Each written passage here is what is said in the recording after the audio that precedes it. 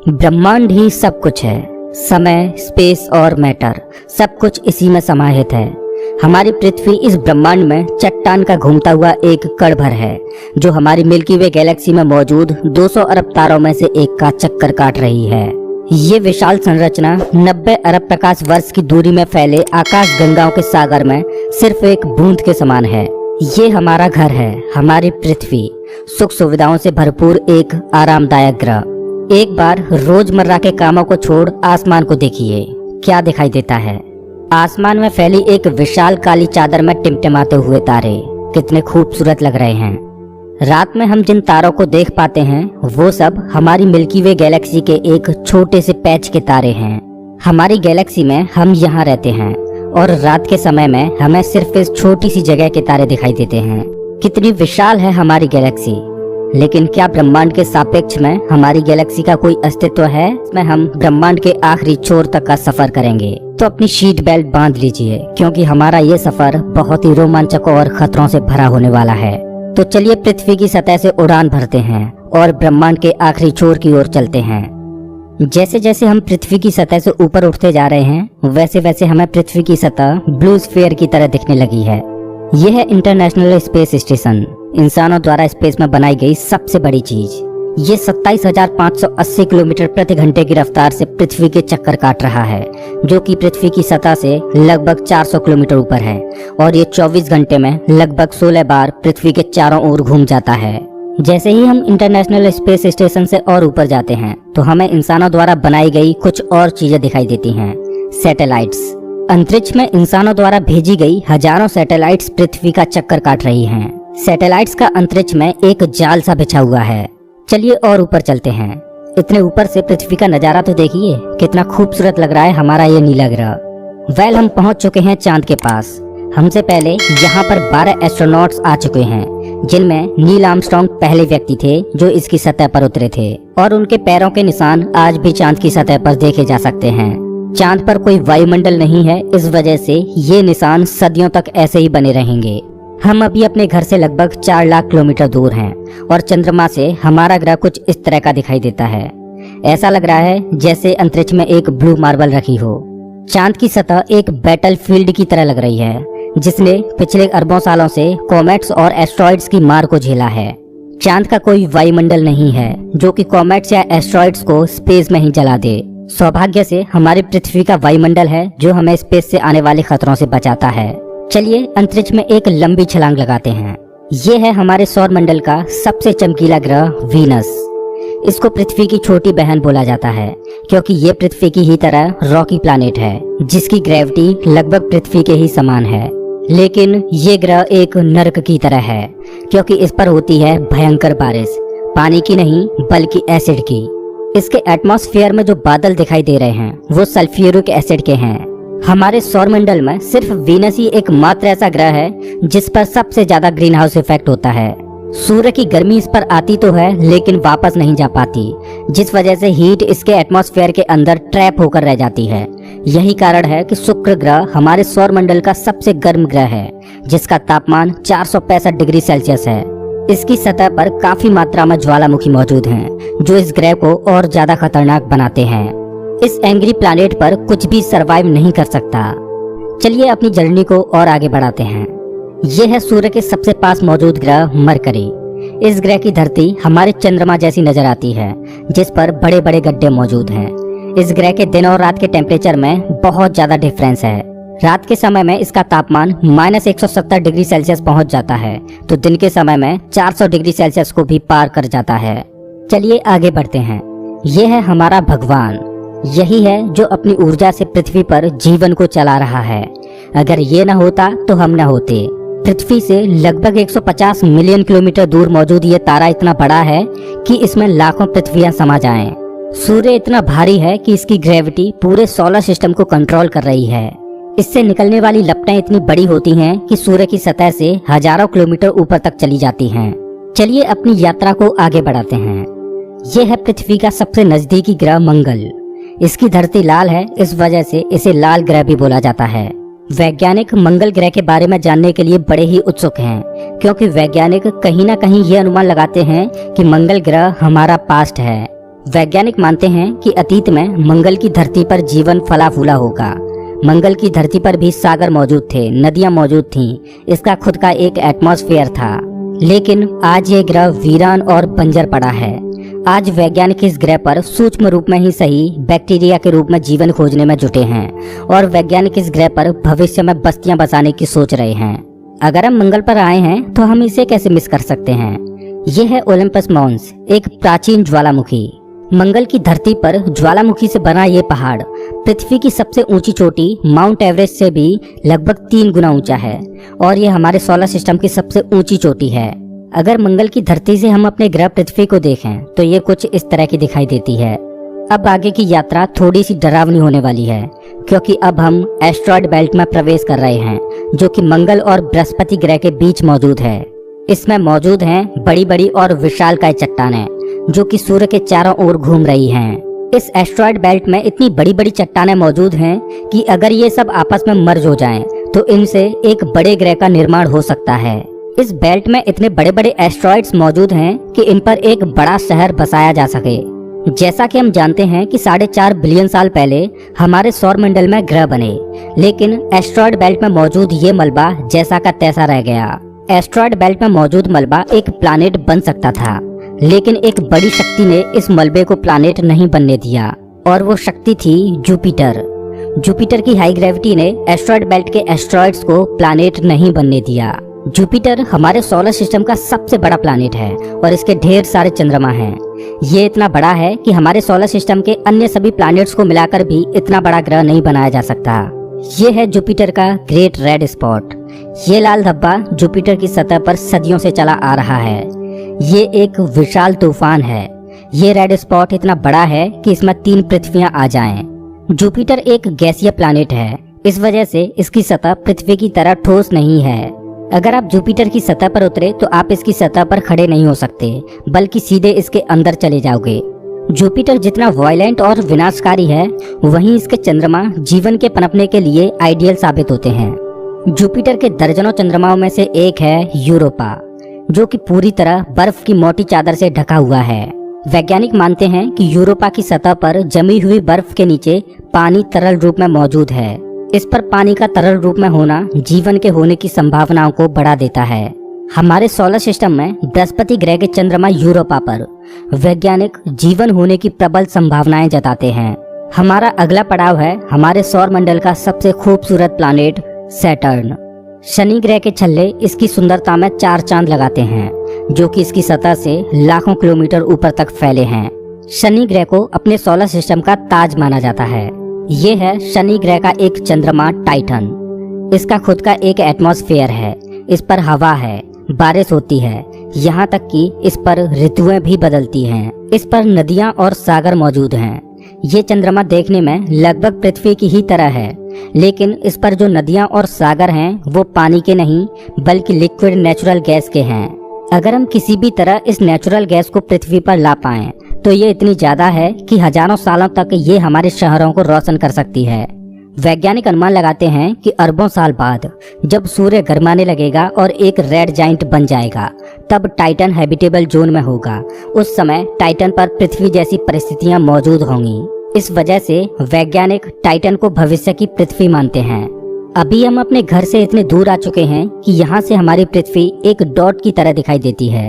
अब जैसे जैसे हम अंतरिक्ष की गहराई में और आगे बढ़ते जाएंगे, वैसे वैसे पृथ्वी हमारी आंखों से ओझल होती जाएगी। हमारा अगला पड़ाव है यूरेनस। प्राचीन समय में यूरेनस और नेपच्यून के बारे में कोई भी जानकारी नहीं थी, जब तक कि टेलीस्कोप का आविष्कार नहीं हुआ।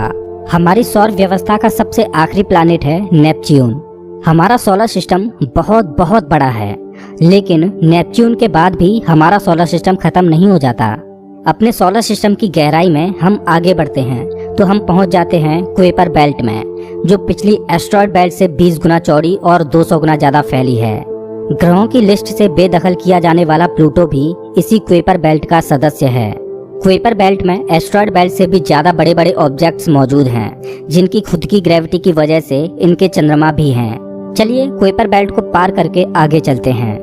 हमारी पृथ्वी से 13 बिलियन किलोमीटर दूर ये है सूर्य से सबसे दूर मौजूद ऑब्जेक्ट सेडना। ये एक बौना ग्रह है। जो एक ऐसा स्पेस ऑब्जेक्ट है जो सबसे दूर सूर्य की परिक्रमा कर रहा है। इसकी खोज 2003 में हुई थी। ये सूर्य की एक परिक्रमा 10,000 सालों में पूरी कर पाता है। चलिए अब अपने सोलर सिस्टम से बाहर का रुख करते हैं। अभी हम इंटरस्टेलर स्पेस में प्रवेश कर चुके हैं।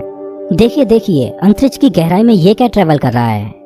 ओह, ये तो वॉयेजर 1 स्पेसक्राफ्ट है। यही तो इकलौता स्पेसक्राफ्ट है जो कि इंसानों द्वारा बनाई गई सबसे दूर मौजूद चीज है। ये पृथ्वी से अब तक 19 अरब किलोमीटर दूर जा चुका है। इस स्पेसक्राफ्ट ने अंतरिक्ष के काफी सवालों से पर्दा उठाया है। ये बंदूक से निकली बुलेट से भी 20 गुना तेज ट्रेवल कर रहा है। चलिए अपनी यात्रा को और आगे बढ़ाते हैं।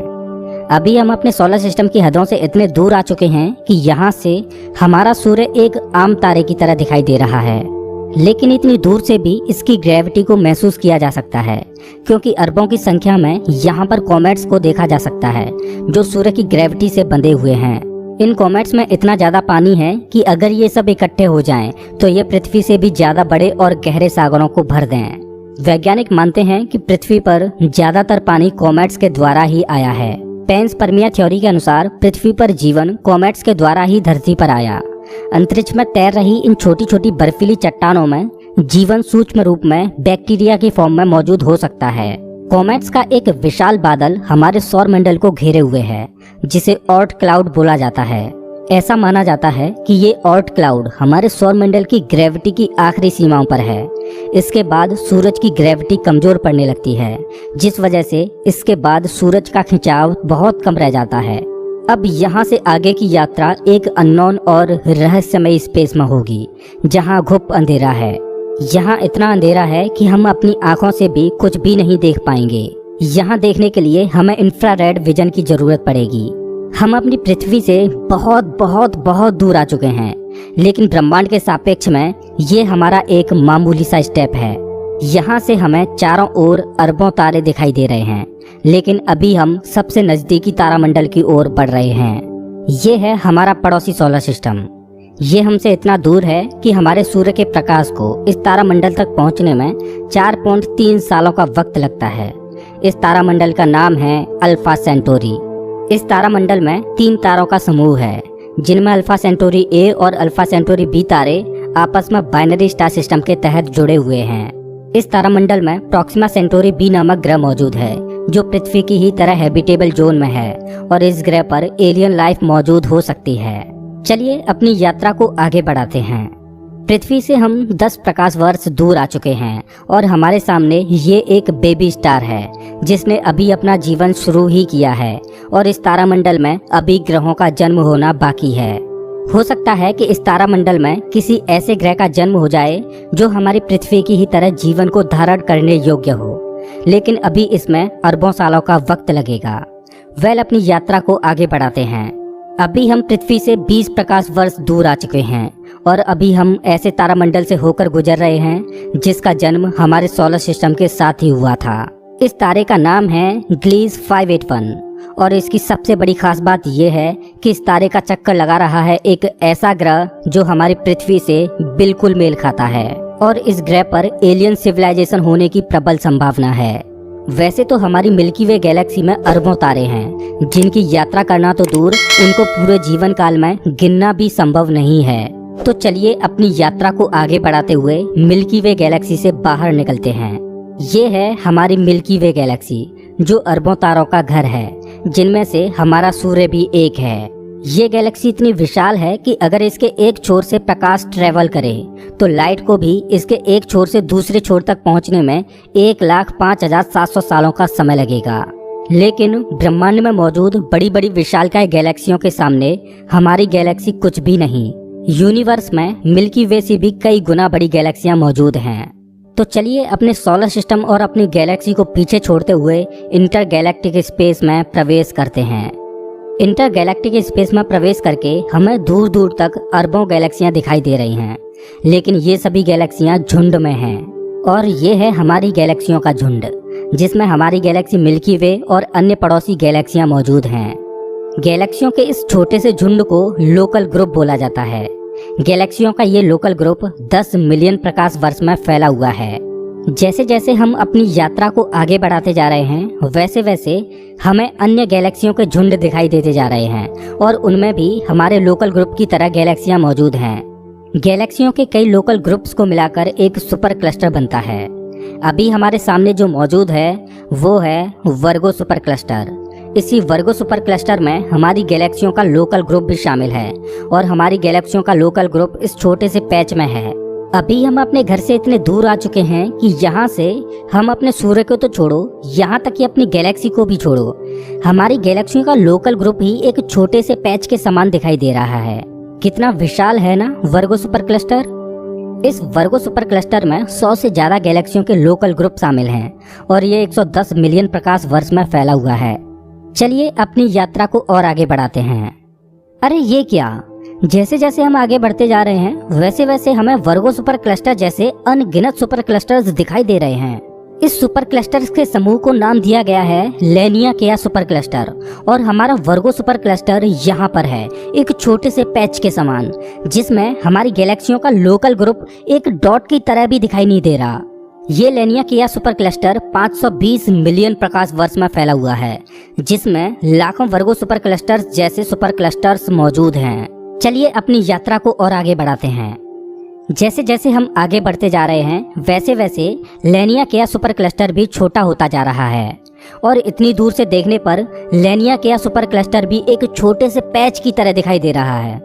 ओह माय गॉड, मेरा तो दिमाग ही घूम गया। खैर अपनी यात्रा को और आगे बढ़ाते हैं। ये है हमारा ऑब्जर्वेबल यूनिवर्स, जिसमें हमारा लेनिया सुपर क्लस्टर एक छोटे से डॉट की तरह मौजूद है। लेकिन क्या यही हमारी यात्रा खत्म हो जाती है? क्या इतना ही बड़ा है ब्रह्मांड? वेल, जैसा कि मैंने अभी बोला, ये है ऑब्जर्वेबल यूनिवर्स यानी ज्ञात ब्रह्मांड। ब्रह्मांड के बारे में हम जो भी जानते हैं वो केवल यहीं तक जानते हैं। हो सकता है कि ब्रह्मांड का विस्तार आगे भी हो जो अनंत तक चलता जा रहा हो, लेकिन वहां से हम तक कोई प्रकाश ही नहीं पहुंच पा रहा हो जिससे हमें ऑब्जर्वेबल यूनिवर्स के बाहर का भी पता चल सके। वैज्ञानिक ये भी अनुमान लगाते हैं कि हो सकता है कि हमारे यूनिवर्स जैसे असंख्य यूनिवर्स और मौजूद हो सकते हैं जिनमें हमारा ये ब्रह्मांड एक विशाल सागर में एक छोटी सी बूंद के समान हो। खैर, मल्टीवर्स यानी एक से ज्यादा ब्रह्मांडों का अस्तित्व है कि नहीं ये कोई नहीं जानता और ना ही हमारे पास मल्टीवर्स यानी महाब्रह्मांड के कोई सबूत हैं। लेकिन ये तो तय है कि ऑब्जर्वेबल यूनिवर्स ही ब्रह्मांड का अंत नहीं हो सकता। इसके बाहर भी कुछ न कुछ मौजूद है जिसका हमें कोई भी ज्ञान नहीं। लेकिन वो क्या हो सकता है? हो सकता है कि हमारा ऑब्जर्वेबल यूनिवर्स भी महाब्रह्मांड में एक छोटे से पैच के समान हो। वेल दोस्तों, आपकी ब्रह्मांड के आखिरी छोर तक की यात्रा कैसी रही प्लीज कमेंट बॉक्स में जरूर बताएं। अगर आपको ये वीडियो पसंद आया हो तो इसे लाइक करें और ऐसे ही मजेदार वीडियोज के लिए चैनल को सब्सक्राइब करें, साथ ही बेल आइकन दबाएं।